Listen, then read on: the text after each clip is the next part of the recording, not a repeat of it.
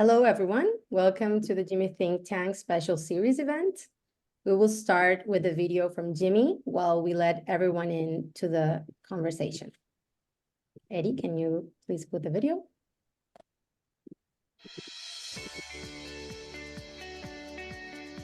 Hello, my name is Hitendra Patel. I'm the Managing Director of the Global Innovation Management Institute. I'd like to welcome you and join our vision and our mission of the Institute. Our vision is to democratize innovation everywhere, in organizations like universities or corporations, in high schools, in governments. And the idea is to unleash that creativity across the globe. Our mission is much more simpler: to train 1 million people worldwide, certify them, and unleash their creativity and their problem-solving skills to target any problem on this planet. The Global Innovation Management Institute has got certifications for individuals, for corporations, as well as for the government. And the whole idea over here is through certifications, people have the right to practice innovation.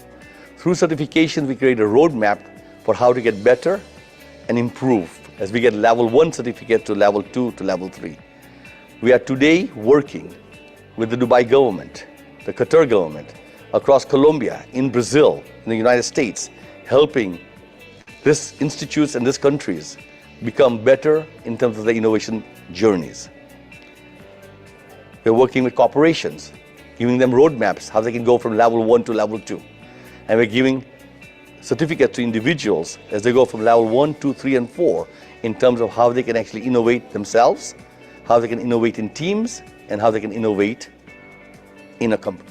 We've worked with several innovation consultancies, and we found the GIMI methodology to be able to help us democratize innovation very quickly across large groups of people.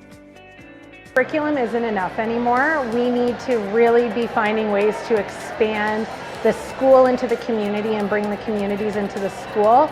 And design thinking and the GIMI impact model is what's going to help do that. I think that we really need to start looking for authentic, experiential learning opportunities for our students. And this is a really great framework that teachers can use that makes it easy to do. The value that we see being part of the GIMI program is that we can offer capability building for students, for professionals, for corporations, and that's really exciting to be able to create a language that can help everybody connect with what strategic innovation is. Today we've got 25 countries who are partners of the Global Innovation Management Institute. We'd like to see all 195 plus countries becoming part of this institute. So we are looking for training partners across the globe. We're looking for university partners in every one of those countries so they can be part of our network. And we would like to see companies and corporations around the world all embracing the certification programs of GIMI. And as a result, we can target any problem and we can solve any problem. Join us on our mission through certificates to give people the right to practice and a roadmap of how to improve.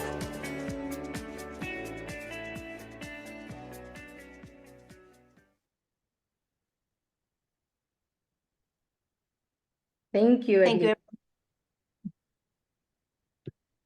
Okay, I want to welcome everyone again to our GIMI Think Tank special series event. Today we will have a special speaker talking about how would you climb with Mount Everest with average people. Before we do that, I would like to suggest that everyone take a minute to rename themselves. Let us know your name, what country you're checking in from, and company. And while you do that, of course, we would also like to take a moment for a quick poll to better understand the composition of our audience. So please answer if your position is related to HR and people management, to innovation or innovation management, or if other, choose other. So Eddie, can you launch the poll, please? Sure.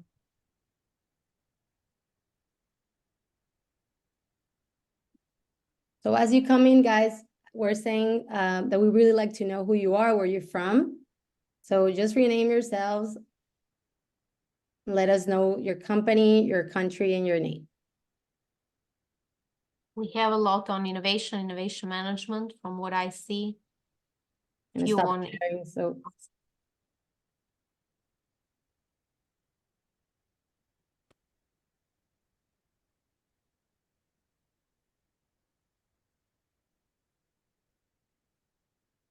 we're seeing your screen, Erila.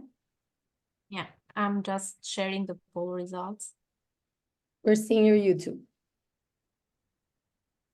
Okay. Just let us know the proportion, Eddie, if that's okay, from innovation We managers, HRs. Yeah, we have 72% on innovation management, and we have 17% on HR. We have 11% on others. So if you can use the chat and let us know what's your affiliation, would be great. Thank you. So guys, as you come in, again, what we're trying to do is understand a bit how the audience is characterized. So please just let us know, and we will continue now to share with you the objectives of today's sessions. We only have 3 objectives. The first one and the most important one is to share how important talent is when driving innovation. Second, we want to share some practical experiences and successful HR strategies from different companies that can foster culture of innovation. And third, we want to facilitate networking opportunities among HR professionals, innovation managers, and we will do that in the panel discussion. So we can have collaboration and idea sharing so everyone can turn these ideas into practical steps for your organization. So for that, we will go through the following agenda. First, welcome you, of course, which we already did. And following that, we will have a speech by Hitendra Patel, Would You Climb Mount Everest with Average People? Next, we will give you an overview of GIMI's practical tool, the Innovation Potential Assessment, which we use to assess talent's innovation capacity in organizations. We'll then transition to the panel, where you'll have the chance to participate in a Q&A session with our experts as well. And finally, we will just wrap up the event with some closing remarks. So let's get ready for a session filled with inspiration and insightful discussions. Ladies and gentlemen, it is with great pleasure that I introduce you our distinguished speaker for today's session, Hitendra Patel. For those new to the scene, Hitendra is the founder and managing partner of the Global Innovation Management Institute and IXL Center. He has worked with more than 200 Fortune 1000 companies, as well as governments, to identify the strategic growth areas and pipelines to build their innovation management systems and growth. He was a senior leader and the co-founder of Monitor Group's innovation practice and was responsible for Asia, Latin America, and the Middle East. Prior to Monitor, he was an innovation principal at Arthur D. Little consulting firm. He has taught more than 500 students around the world and has delivered hundreds of speeches in innovation. He has also helped and published articles and books in Brazil, India, Indonesia, Singapore, US, and the UK. And before entering the consulting world, Hitendra worked at Motorola, where he contributed to advancements in technology, particularly in lithium-ion batteries and satellite phones, earning him 6 patents. He's the co-author of 101 Innovation Breakthroughs, The State of Innovation in Singapore, Greenovate, Connectivate, and Healthivate, Thinking and Acting Differently to Make Innovation Real, and Game Changers. He's a PhD in Material Science from Iowa State University, MBA from Kellogg, and Bachelor of Science in Electrical Engineering from Washington University. So it's more than prepared to share with us very powerful insights. Welcome, Hitendra. The floor is yours. Thank you, Larissa. Thank you for having me here. Larissa, can you guys see my presentation at this moment? Yes, we can. Okay, good. So first, I wanted to come up with a provocative title when it comes to innovation and to just basically make the point very quickly. If you were to climb Mount Everest, what kind of team would you take with you? And then ask the question, if I have to do work on a really difficult innovation project, what kind of team should I have? And that's the analogy. And all of you know that if you don't take the right team with you on Mount Everest, you will die. You will die. And that's the point, that innovation projects are like Mount Everest, difficult, challenging, uncertain, lots of ambiguity, lots of uncertainty. And in the process, if you're not careful, there's only one outcome. The idea does not become real. Your ability to get to the top of the mountain does not happen. And so you got to be very prepared for this thing. So that's what I'm going to talk about today. I'm going to begin with just this high-level statement. When you look at all companies, the companies are really worried about things changing customers, competition, disruption on technology. But there's things that are going on. But irrespective of whatever's happening, companies, locations, geographies, Trinidad, Tobago, you're looking for growth of your economies, growth of your people, and everything else. And it's growth that you're looking for, and you want to do it through innovation. And the way you try and do this is, what happens is if you don't adjust and adapt, your growth goes away, and eventually a gap begins to emerge, and you get to begin to fall behind. So to close that gap, what we are expecting from people is ideas, big ideas that will allow you to close a gap. And that's very simple. What are the ideas that will help you become a green hydrogen hub in Brazil? What are the ideas that makes your company, Google or Microsoft, relevant in the next century, whether it's AI or something else? What are the things that you have to do to change to make sure it's to remain relevant to your customers, relevant to your competitors, better than your competitors, and do better than that? But you need big ideas. So that's what companies are looking for. Where are the big ideas that will help us adjust, adapt to the changing world? The second thing companies are looking for, of course, is to take those big ideas and ultimately implement them. It's very simple to get the impact. Just because you got ideas and there's a lot of post-its on the wall does not mean you've made it happen. You need people, you need teams which actually drive them from one side to the other side to make it real. And here is where most of the innovation is actually happening. A lot of people think it's on the idea generation side of it, but it's actually on the implementation side where there's creativity of people who have to find new and different ways to do things because whatever you're doing may not be working. And we hear the word pivot, and we hear the word adapt, and we hear all those things. But a lot of people spend a lot of time on the front end, idea generation. Ideas are important, but this is where the magic really is done, because that's where the value is captured in what you're trying to do. So the question is, why is this so hard? Why is this so hard? And the reason it's so hard is very simple.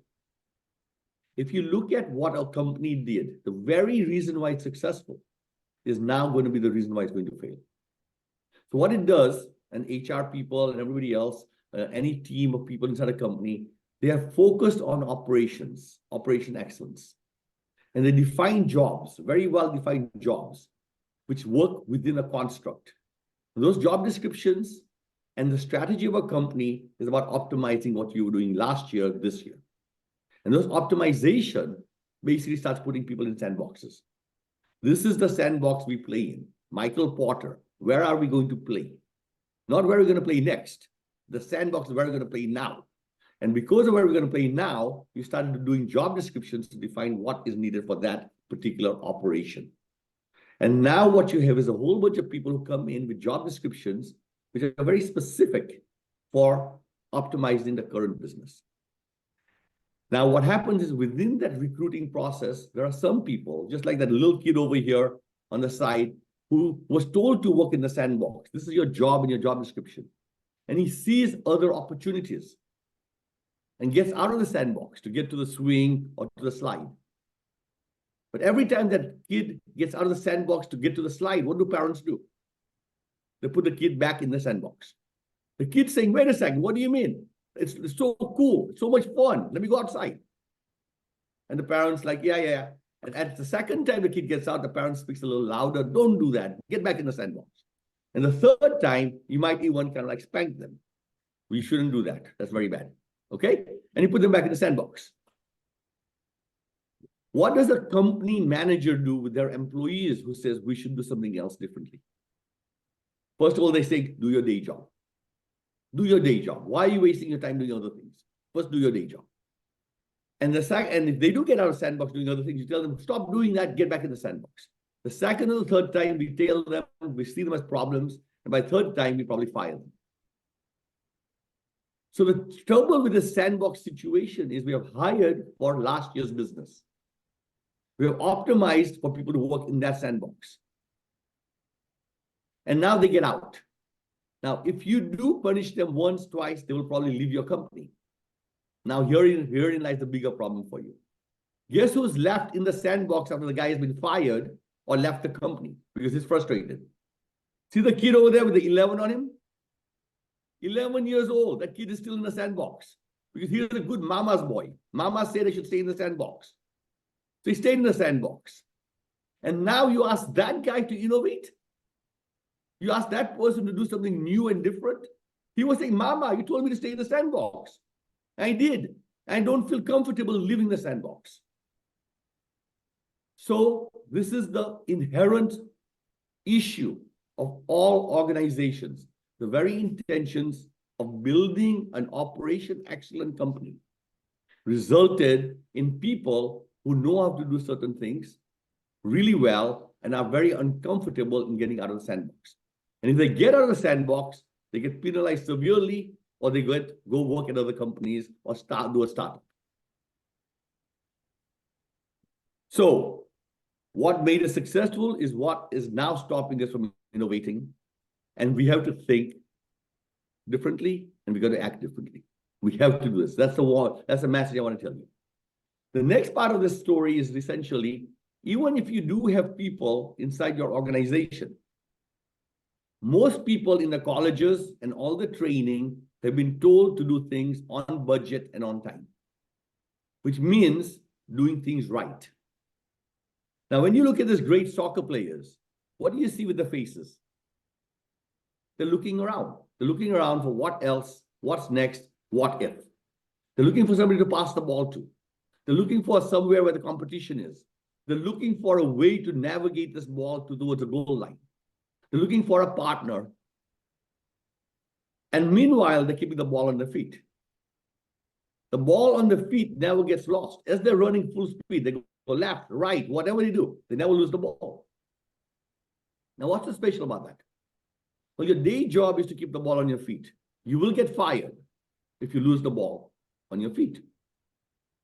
So you need to learn to keep the ball on your feet, but you also have to learn to look around for what's next and what else. Otherwise, how do you capture opportunities of the future?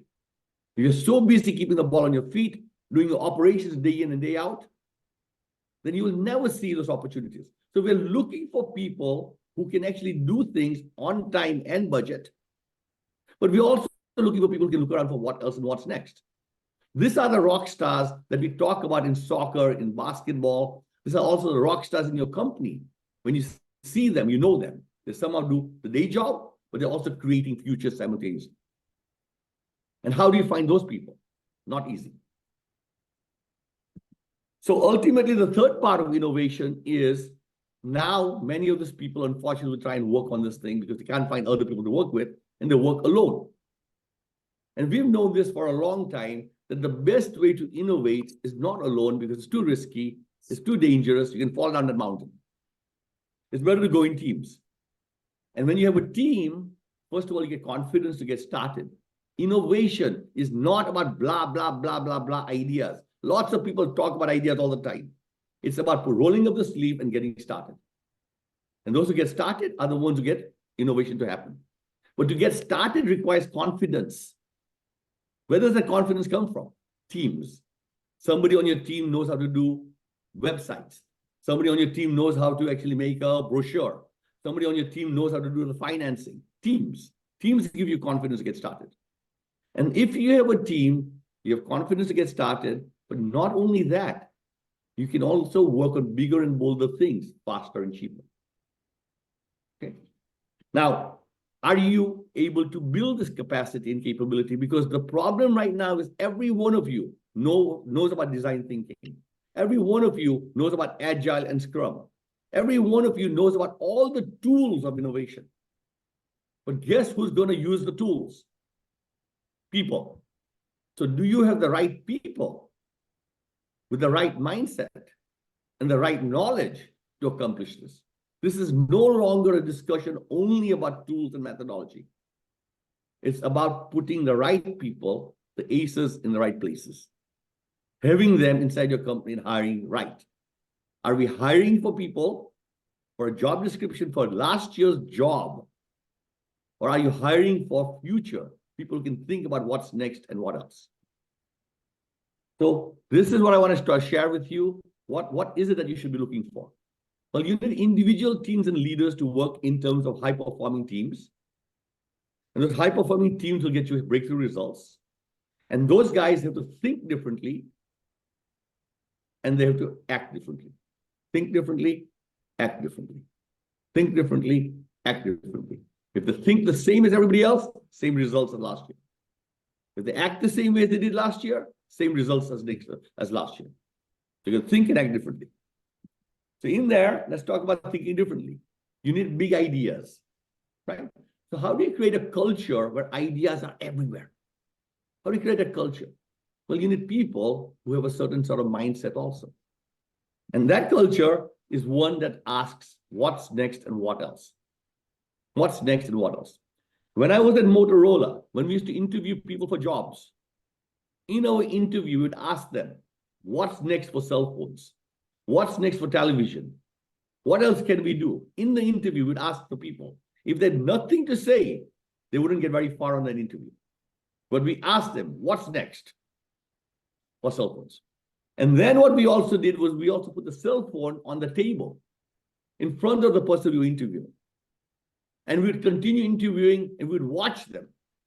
And if they touched the phone with their hands, we were like, okay, this person has a little bit more curiosity than somebody else. If they open the phone to look at the buttons and the antenna and the screen, we said, this person is a little bit more curious than everybody else. If they took the battery out of the phone and dismantled it, interview part 2. This is a keeper. We were looking for people who are really, really curious. Why? Because it's easy to get people already curious to become innovators. It's hard to make people who are not so curious into curious people. So we're looking for curious people, hiring right. So we're looking for people who are looking for what's next, what else, as part of their brain in terms of what they do. Now, these guys who do this, who ask what's next, what else, they should be asking questions about demographics. What next, what else in terms of globalization, Gen Zs, silver economy, the emergence of Asia as the top, as the energy shifts in towards China and India.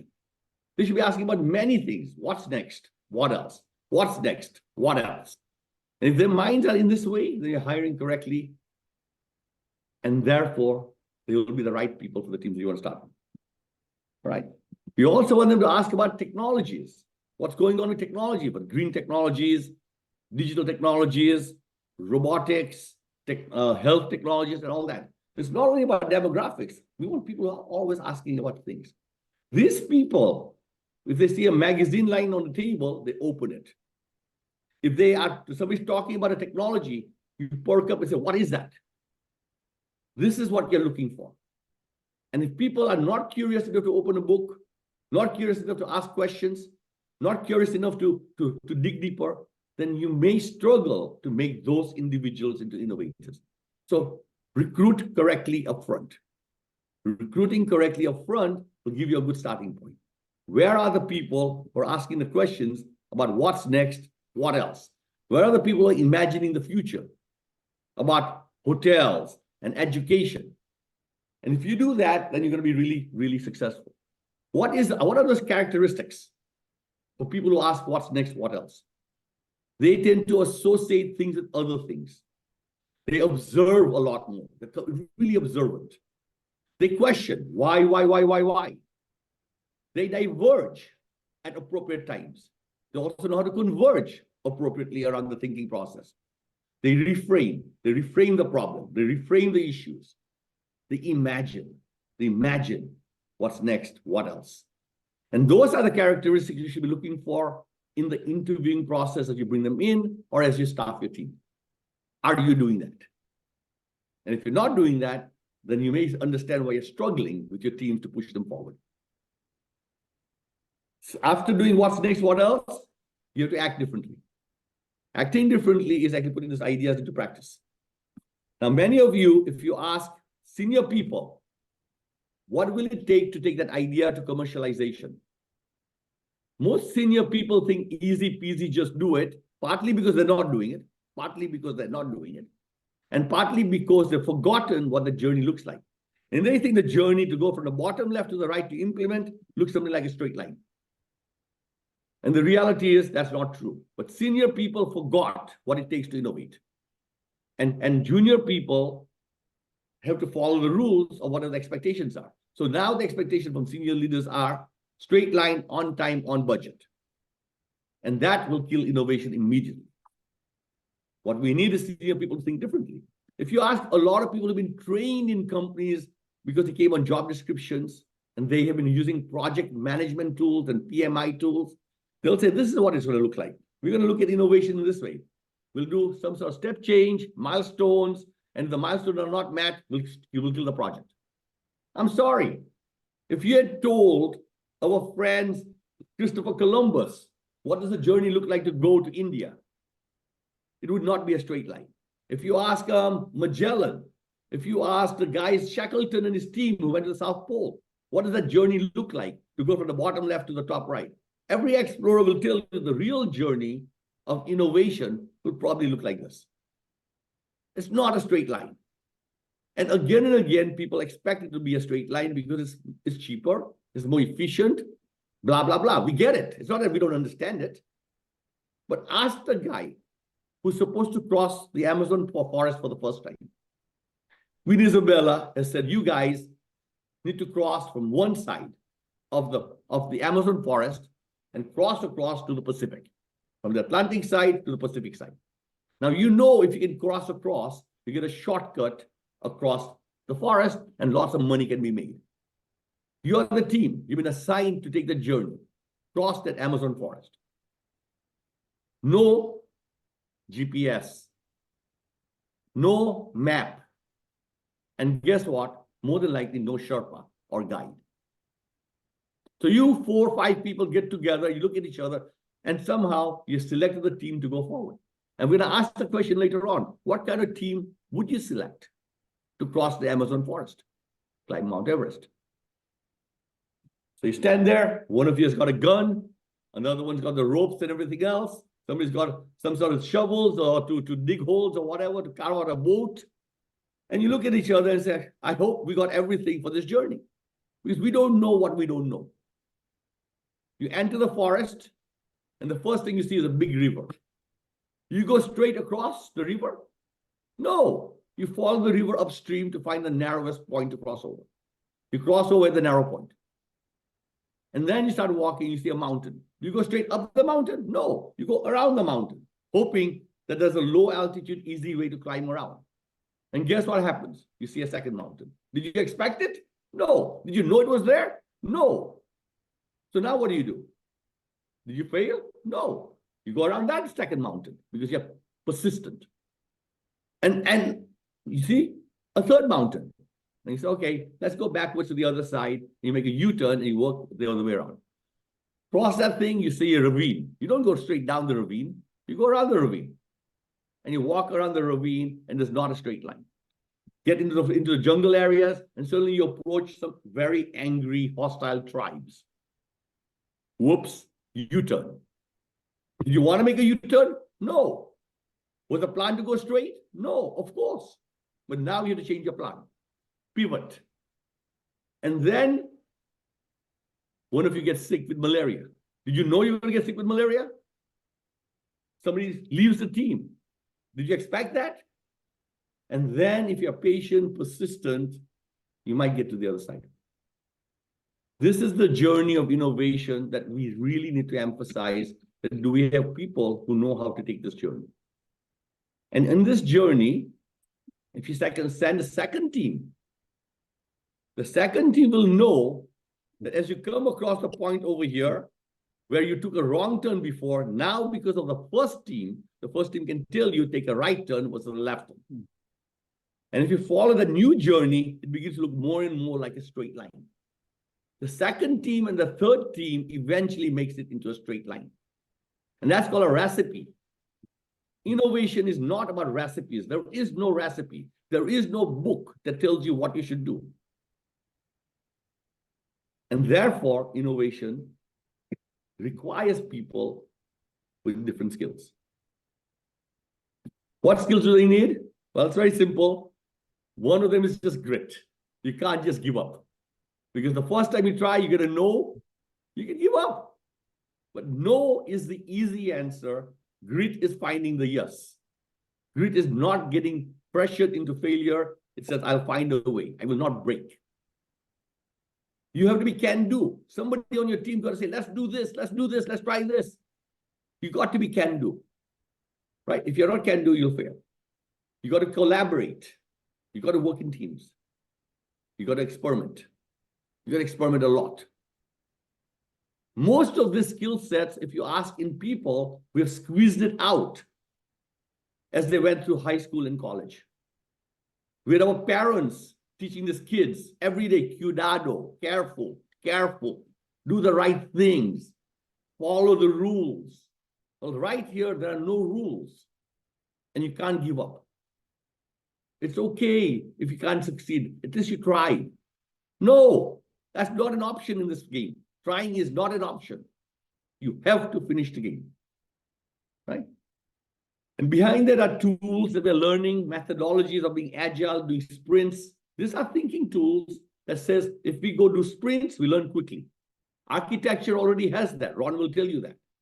We do the sprints all the time. Scientists already do this. For years, Einstein was doing this before even innovation as a word was invented for business. The thinking of artifacts, pivoting, experimenting, visualizing, agile, small teams was always known. Now it's known to us, but we need to make sure people know how to do this. Combine this with this characteristic of grit, can do, collaborate, experimental. Now we have the right teams to go forward. So what are those characteristics that make somebody good at execution, not just idea generation? Right? You need people with grit, people who collaborate, people are prone to action. One of the things people accuse me of always is that I'm very much prone to action. I don't like to talk for too long, even though it seems like I talk all the time, right? But I do move people, saying, let's go, let's go, let's go. And that action is what gets things done. I want people to experiment all the time. Try this, try that. Tell me something new. Tell me something new. Tell me what not to do. Pivot. Change now. Tell me what else can we do? What are other experiments? See something else. You need to be agile, right? You got to be agile, which is mindset and how we act. But the sprints is what I like the best. Sprints are really running quickly the whole process in a very short time to see how it will look like. Because you quickly get into the what else, what's next, what if scenario. Sprints help you understand that. That's what you're looking for if you're looking for people who are going to execute. Now, ask yourself the question, is that what you have in your teams? Because you need team members who can ask what's next, what else? You need people who are prone to action, who seize the moment. You need people who make it real. Experiment, they go fast, they've got grit. And if you don't have those kind of things, it's highly likely you're not going to succeed in driving innovation in your company. Highly likely. So why not start right by finding the teammates and everything else that we need inside? So we need to think differently. We need people can associate other things with other things, observe, question, diverge, converge, reframe, imagine. We need people who have characteristics of grit, collaboration, prone to action, experimental stuff, pivot, agile, and sprinting. And if you do that, you might staff right for the journey up that mountain. Because trust me, in innovation, the weakest link will kill the project. The weakest link. It's not the strongest person. In mountain climbing, the weakest link can take the whole team down, and they will all die. So we need to make sure we staff right. Innovation projects are the toughest projects people are going to execute in any company. Because very few people can coach you or guide you. Very few people can actually give you the recipe. And therefore, you need people who will encourage experimentation, will support you in risk-taking, will support you in terms of saying, try this or that in terms of ideas. So why staff them with who's available? I'm going to pause for a second and now tell you what normally happens in companies. When we get a new idea brought up to the manager or the director of a company, he says, I've got this great idea. And everybody gets excited about it, including the director. At which point, what happens? The director says, what do you want? And he said, I will need 2 or 3 people for this project team. He said, great. There's Peter over there. He's available. And there's Jane over there. Peter and Jane. And you kind of feel good that there's people available. But I want you to ask a question. Why are Peter and Jane available? Why are they not working on a project? Why are they not on some other team? Because nobody wants them. So now you're being assigned the most useless group of people to help you to work on the most difficult project on the planet. And you say, yes, let's go do it. And the only answer for you, if you're a project manager or an innovation director, is to say, I'm not going to do this because the journey across the Amazon or up Everest is not a straight line. It's the most difficult project on the planet, and I need special people to do that. I need the right people, and you must fight for them. HR must fight to bring these people into the company and retain them. Because if you don't, you're going to be in trouble. Think about this, HR. If any of these people showed up at your gates looking for a job, would they get through your gates?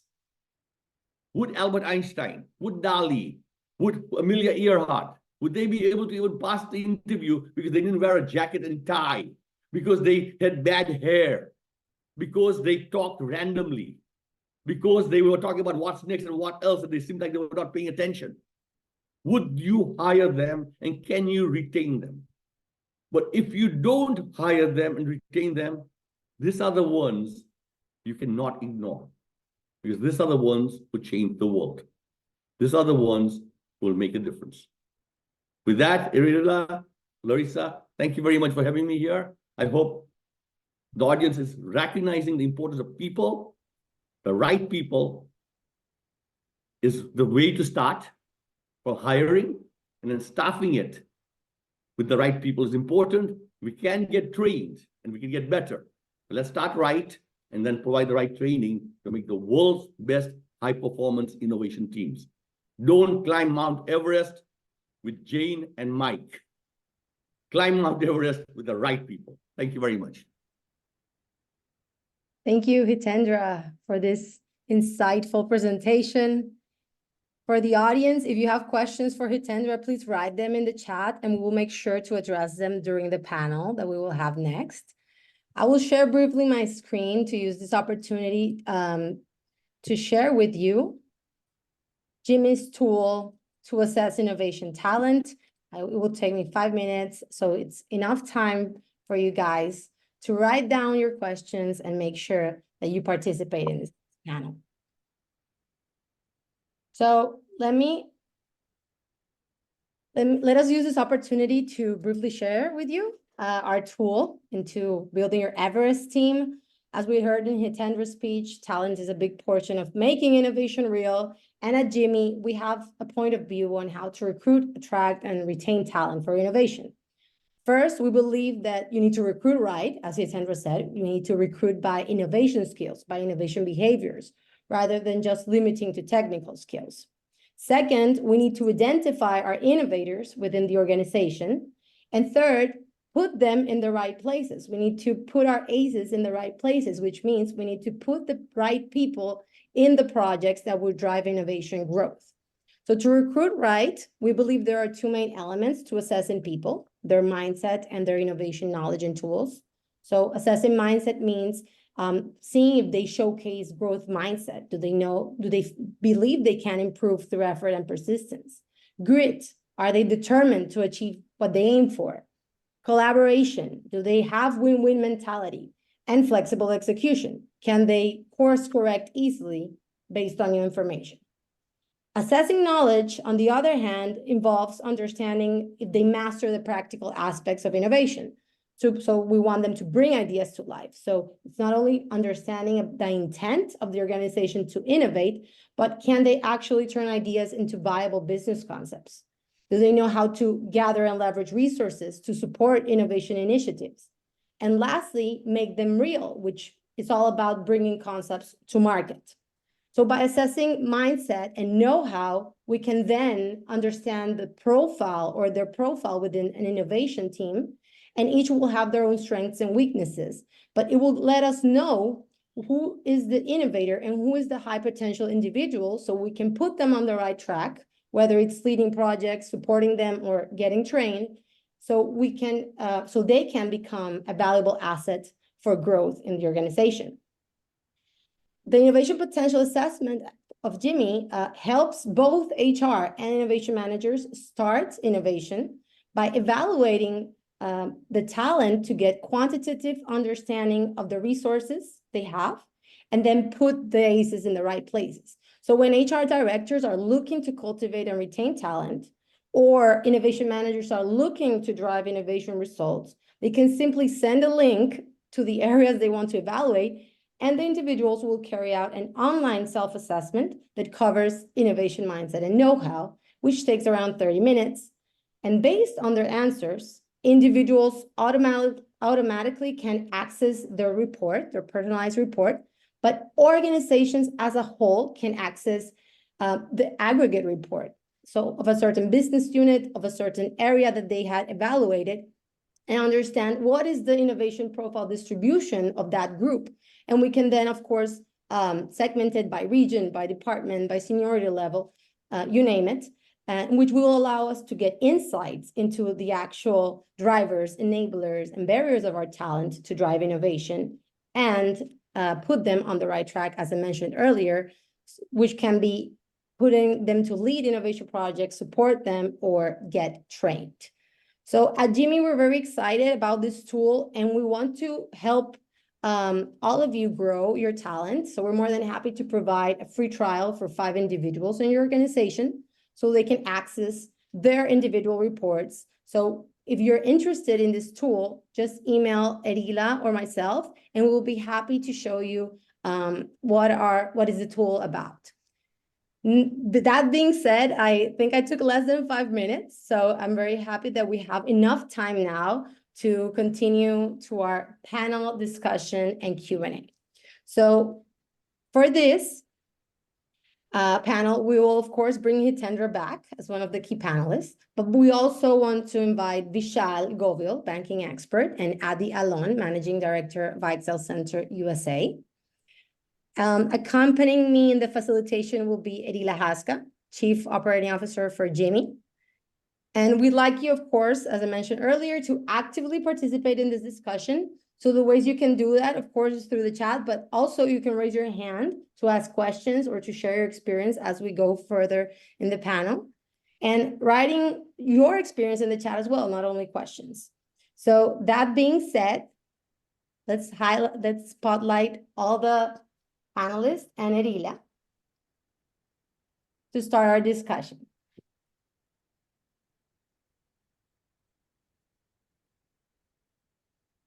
Yes, all of us are here. Okay, great. Thank you, Eddie. So before we dive into the questions, I would like to ask Vishal and Adi to introduce themselves in 1 minute. Please let the audience know your experience and background in innovation so we can get started with the questions. Let's start with Vishal. Hi, good evening, everybody. I'm joining you from Sultanate of Oman. It's evening here, so I'm sure people are from different time zones here. I have been into banking for last 20 years and have been in innovation in Oman for last now almost 8 to 9 years. And my association with GIMI have been now almost 5 to 6 years since we have been working on innovation. And yes, I can say in one word, it has been a journey and I'm still learning. Thank you, Vishal. Adi? Yes, hi everyone, good day and good evening. Adi Alon, I have experience of over 30 years in innovation as a partner in 2 consulting organizations. One was Monitor Deloitte and more recently at Accenture. The focus of my work was helping companies define their innovation strategy, but and alongside it, also devising the organization, the processes, the capability to implement and execute. So work with organization across all industries, ranging from banking to chemicals to consumer goods, with innovation organizations at kind of different levels and places within large corporation. And looking forward to kind of share my experience and insight with you all today. Thank you. Thank you, Adi. Let's start by you then.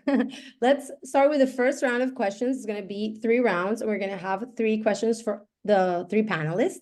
And of course, the 4th round will be questions from the public. So again, please write down your questions if you're interested in knowing the panelist's point of view. It doesn't have to be all of them, but maybe you have a direct question to a specific panelist.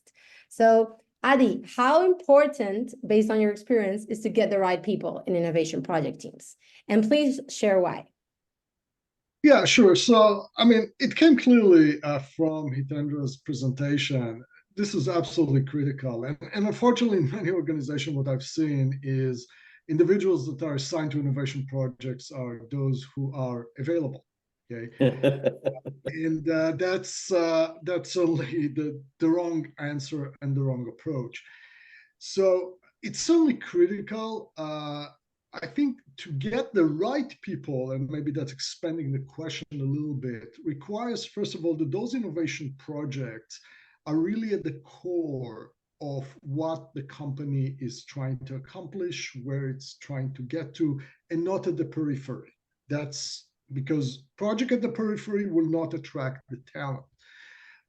Another question is, how do I attract the right talent so people kind of both self-select and actually have a desire to be part of an innovation project? And that opens a broader discussion about the role of innovation in individuals' performance, career path, what kind of trainings and skills do we provide to individuals in order to equip them to drive successfully innovation project, along with what are the metrics, evaluation, rewards that are associated with it. So this is actually I would say, a complex equation with many variables that have to be put in place. If they're not, then the outcome is, just given the nature of innovation projects are very challenging, they're very different, the impact of those projects will not be as expected. And as a result, it will actually tarnish the innovation, the image of innovation with organization. And I've seen that as well. So again, both attracting the talent is absolutely critical, but also what is the mechanism to attract, retain, and nurture the talent? And I know we'll address it a little bit later. Thank you, Adi. Vishal, the same question, and based on your experience, how important is it to get the right people in innovation teams? And maybe share a specific experience that made you understand why that is. Sure. So I'll share some practical experience because I'm into thick of it as we speak in terms of driving innovation. So I want to first take the point that Adi highlighted, that it has to be at the core of organization, and I cannot agree more. It's 200% essential. And that brings me to the point, the first people that need to worry about whether they are the right people are the guy sitting at the top who takes the decision. Are they serious about this, or it's just another marketing word that has to be added in the annual report that we are innovative? So I think that is the first set of people that we need to address to drive innovation in the organization. Now, I don't mean hiring them, I mean getting them the right perspective. Once that is done, then comes the second part of hiring the people. Now, when I was in the journey of hiring the people, I find different kind of profiles that comes up who says we are interested in innovation. These are either project managers who have done 1 or 2 projects of emerging technology or digital, so they profile themselves as innovators. Or you have someone as innovation because they are involved in some project in the organization one time, not really technology, but something they have done new, as Hiten highlighted, as a part of their work in terms of either enhancement, efficiency improvement, or something. So that incremental idea or rework that they have done becomes an innovation. So that is branded as innovation. And the third category who like the word innovation, hence it's on the resume. So, so you find all types of people when you sit in the interview. But the key is not to go by those things, but to look at those attributes that were explained in the Hitendra's presentation. And that's the hard part. Then that innovation, that interview turns from technical to purely more of personality testing. And that's the learning we got as we went through multiple resume. And at the end, in our story, we end up hiring nobody. And we then looked inward and we really found the people from within the organization with that kind of attribute to create a team. And it was no more a part-time business. It was a full-time team. And as we speak, I'm leading a full-time team, which is focused on that. So I think this is a essential part. It's like a innovation project, which is a very tough project, and I couldn't agree on that also. But then this is the most essential and critical part, and there's no shortcut to it. We need to go through that grind, and we just can't just source resume and hire people. And my HR colleagues' work is very hard here. Hitendra, would you add? Yeah, Vishal, I think that was great. I think what Vishal is talking about is the reality that everybody claims they're innovative. Everybody claims they're innovators. They might have done something, but when you really look at it, it wasn't really big, bold, something that changes things. And so, yeah, it's good to be branded as an innovator. Of course it is. But when push comes to shove, most people will go back and revert back to what they do best, which is doing what they're familiar with, doing what is easy, and not taking the risk because they're fearful of getting fired or whatever. So there's all this stuff that they revert back to, but they're branding themselves as that. So we got to be very careful in making sure we understand the real profile. And I think there are a couple of ways that I see people are doing this now in terms of recruiting right. I gave you the example of Motorola, where we would make people actually see. We wouldn't tell them. We would see if they would naturally pick up a cell phone and open it and move it around. So you could see their behavior. So it was not being told, look at this phone. We just gave them the choice. And if they took the choice, we were interested in them. But the other part that I've been watching is during this training, people, a lot of companies are doing a lot of innovation training. And so they'll do the training, but it's not a training that's interesting. It's when you put them on a project. So you give them on learning projects. And in the projects, very quickly, in the teams, you reveal the risk takers, the people who don't work hard. Innovators work hard. They don't really say, I only work 1 hour a week or something. They work hard. They think about other ideas. They think about, they've got a lot of pride about wanting to be successful, about their ideas and everything else. And so when you put them on a team, you can very quickly separate out the ones who could be the stars and the ones who are pretending very quickly. So I think Vishal and others have also experienced this, as we've run lots of teams together in parallel. Within the teams, we can tell you no, maybe, perhaps, yes.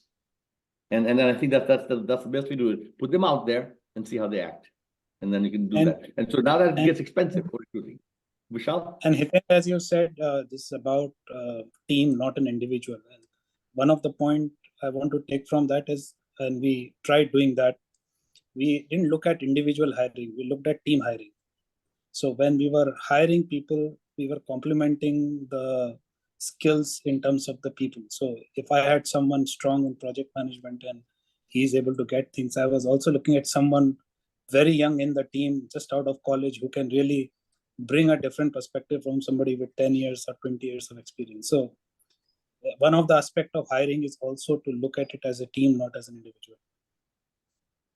Hitendra, if I may move to the second question, which is related also to what you mentioned in the speech, right? You mentioned kind of Einstein and other people who are geniuses or particular, very unique. And we know that we don't have that many people, and not every organization can hire that sort of people. So I would like to know from you, and then I'll go to Vishal and Adi.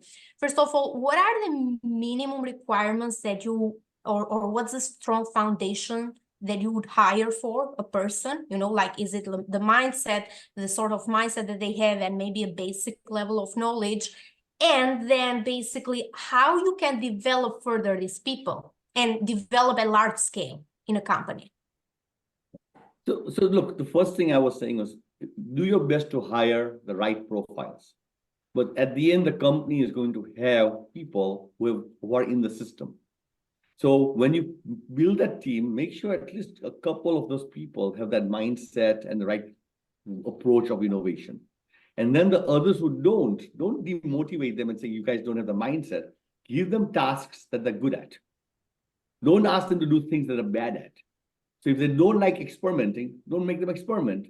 If they like to do things that are very clearly well-defined, put them on those sort of things. So the whole team doesn't have to necessarily be of that profile, but make sure they're doing things that make the team strong. So identify the strengths and focus, let them work on that. So the portion that I'm trying to say over here is on the mindset. If I wanted to add a team and create a team, I mean, we put satellites in the sky at Motorola. We threw things up in the sky, 67 satellites in 4 years. Impossible for any country to do. We did that as a company. But the people who were there all believed they were there to change the world. They all believed that they were going to make something different and tell a story to their grandkids. So that was part of the recruiting process.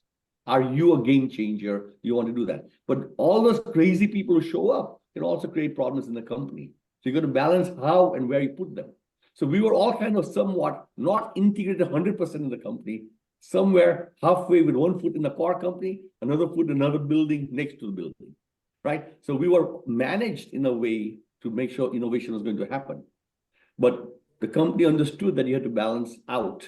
And we were trained that not everybody on the team needed to be that creative or that entrepreneurial, but they knew things, how the company works. And so it is a balancing act. It's not easy to manage this. But what I'm trying to say is if you just work with the people who do day jobs, 8 to 5, on budget, on time sort of people, they're not going to break any of the rules. So you need the people who look a little like Vishal or a little like people who I showed you the pictures of. You need to bring those guys in, nurture them, and make sure the team is trained also. So the people in the company can be trained to be part of innovation teams. But you need people who drive, who encourage failure, who says failure is not an option. And Vishal talked about that. The leaders have to act that way. And the managers have to act that way of project teams.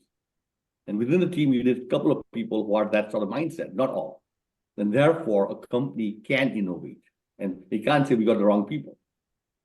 You need some of the right people, and then you train the others. Great.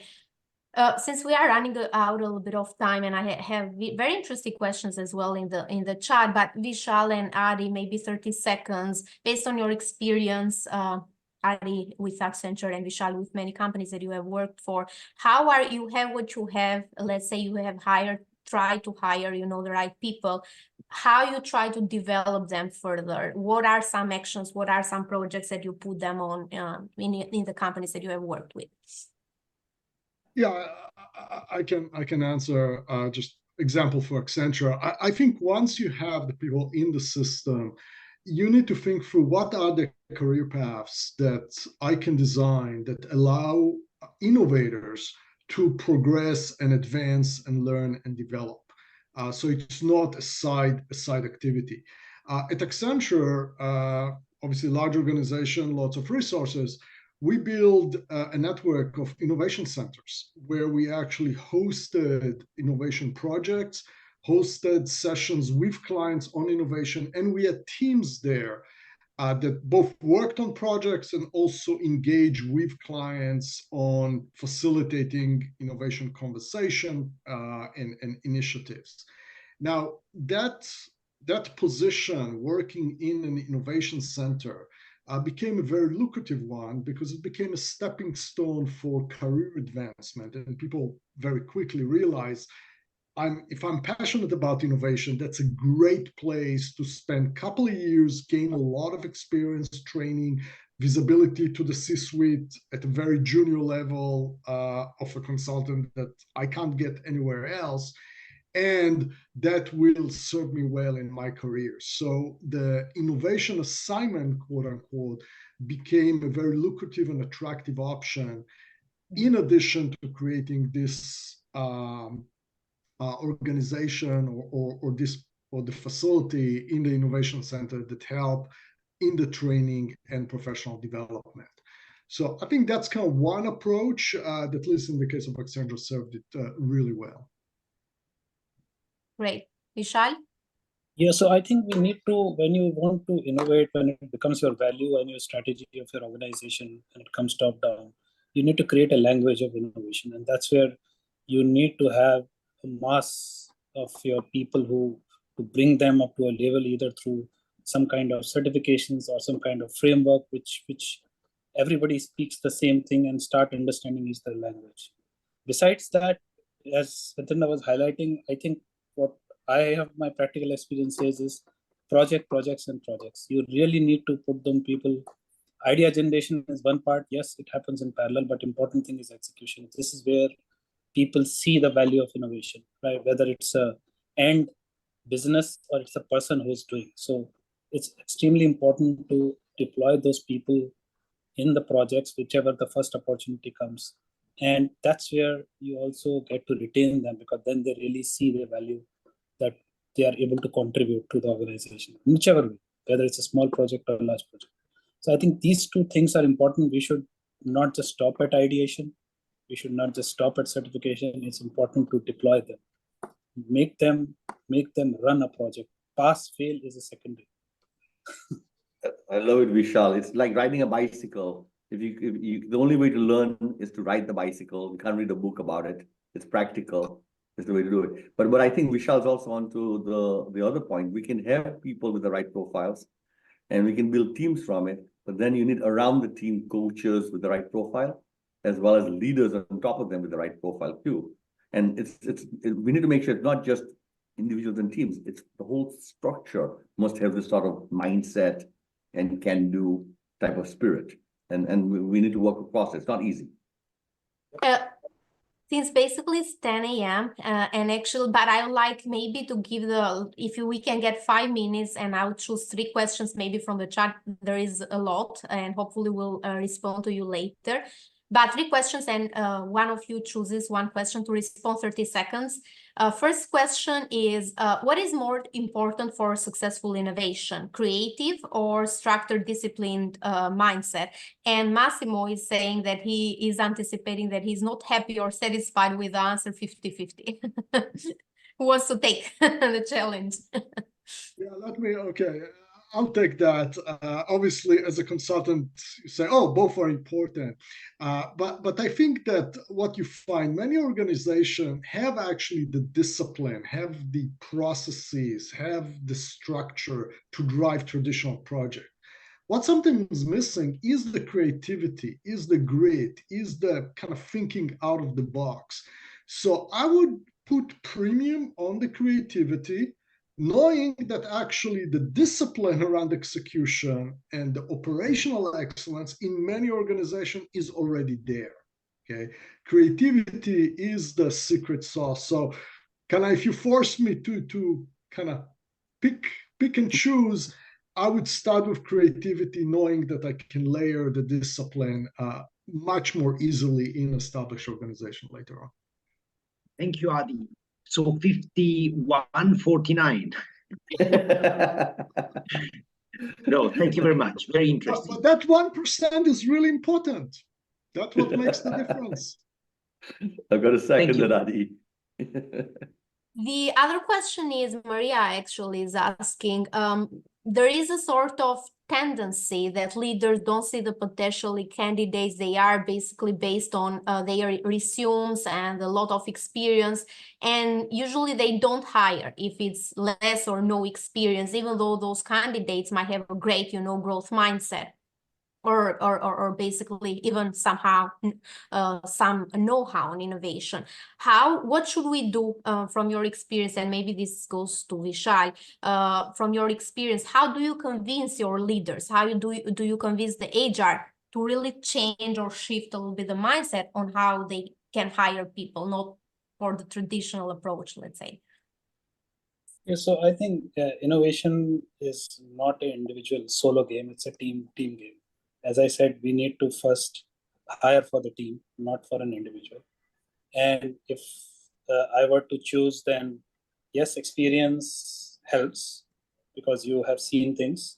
But I think if attitude is not complementing the experience, then I will go for attitude than the experience, because it's all about creativity. As Adi said, it's more about grit. It's all about ability to move fast. So I put my bet on more on the attitude than hiring for just for the sake of experience. And second, as I said, it has to be a mix. So hire for team and not for individual. Great. Thank you, Vishal. And the last question maybe for Hitendra is, Gayer is actually asking, how you basically really convince leaders to start differently from an innovation project, in the sense that sometimes the CEOs say, okay, we should start this because we are not earning enough, or we should start this, and they give a solution before, right? Before really digging into the problem. How you basically change a little bit the mindset, and you advise the employees or the consultants to have a different starting point. Yeah. Look, I think we need to work with the leaders and make sure that they are thinking correctly also in the approach, versus just saying I need an answer now because my board told me I got to do something. So this is where the train that Vishal was talking about was very important. The leaders understand that this is a long process. It takes time, and there's a risk and statistics on success and all that. So that's really important. In general, what I would really look for across leaders, managers, and even individuals is polyglots. This is what Brett Tusk was talking about. I would look for people who have lived in multiple countries. I would look for people who have got multidisciplinary training. I would look for people who were, when they were young in high school or in college, selling sandwiches for making money on the beach, for going to college, or at the same time playing soccer and also tutoring somebody in physics. I want people who have done multiple things that connects the dots together with a lot of activity with hands-on on there. So I would look for those kind of things to make sure, even with the leaders. So when a company begins to become very myopic, it looks the same. Banks look very similar. They're all banks, they all wear the tie, they all look the same way, they hire the same people. They begin to hire themselves. Now, unfortunately, you need diversity. So those leaders need to hire people from another industry. Get somebody from Google, get somebody from a food company, and now we've got new dots and new ways to think and approaches. When that's probably the most important thing, is how do you bring that diversity of thinking in the leaders, diversity in the managers, and the next level. It could be inside an individual, or it could be across multiple people. But the individuals must be polyglots, and then the company members should be also. And the hardest thing now is how do you make them work well together? And it's communication. So pretty hard stuff to do, but I think we all agreeing on a couple of things. Don't just put Jane and Mike on the project. I hope your name is not Jane or Mike. I apologize, but it's just an example. I think this was a great, actually, summary for the wrap up, Hitendra, but maybe what's the last takeaway or call for action to an HR person and to an innovation manager from all this conversation that we had? For me, guys, you've been tasked to do the hardest thing in the company, which is the future of the company. Most people do not understand how ambiguous, how uncertain that future is. And so as a result of it, you need to hire correctly the people who are going to work on this thing, on project teams, staff them correctly. And you need to fight for the right people. And as an HR director, you need to make sure there's more and more people who are able to do this and do the day job and be able to think about the future. These people are supposed to be disciplined and creative. They're supposed to be able to work alone and in teams and beyond the company. So all those things are the things comes from competencies. Are you hiring for the right competencies into the company? Are you providing the right training? And just make sure behind this, any one of you starts a project, ask for the right people, and then make the company change towards that versus just saying, we think everybody is fungible. Everybody can be put into any role. It's not true. It's not true. So maybe the appeal to what Jimmy is asking you guys to do is do the survey, assess yourself, see if that assessment makes sense for you guys, and then use that as a tool to build teams. Great. So there you go. Thank you very much. Thank you very much, Hitendra. Thank you, Larissa. Thank you, everybody, for attending this session. We'll do other sessions tackling pretty much the same topic, but from different angles. If you are interested on the trial, please send us an email, me and Larissa, and we'll help you to do the free trial, and we'll give guidance how you can use it in the best effectivity. Thank you very much. See you next week. Bye, everyone. Thank you, Vishal. Thank you, Thank you. Adi. Thank you so much. Thanks for inviting.